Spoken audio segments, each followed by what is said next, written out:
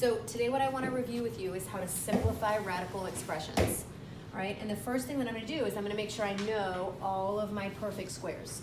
So you want to have that list handy unless you are really good and have that memorized. So when I look here, I'm going to look at the numbers and I'm going to say which of these perfect squares, it has to be a number from this list, which of these perfect squares goes into 80? And I might say, oh look, 4 goes into 80. You might also choose 16, but I'm going to kind of show you the long way. If I choose 4, I'm going to say, okay, 4 times 20 is 80. And for a minute, I'm just going to ignore the letters, and I'm going to go with the numbers here. The square root of 4 is 2, so that comes out. Uh-oh, this is not finished because this perfect square can go into 20, right? So I'm going to say, oh look, 4 times 5 is 20. Remember, the first one needs to be a perfect square. It must be from that list. The square root of 4 is 2, so it comes out. So now I have 2 times 2.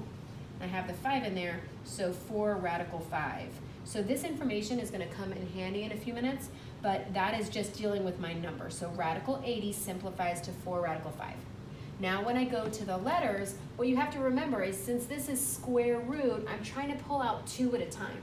So just to get a visual image, that's like saying if I had 5 of them, right, I have to pull out 2 at a time. So I end up pulling out 2 groups.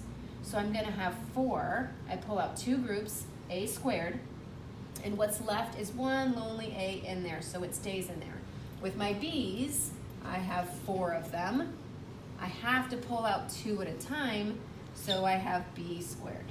All right, that is how I simplify that expression.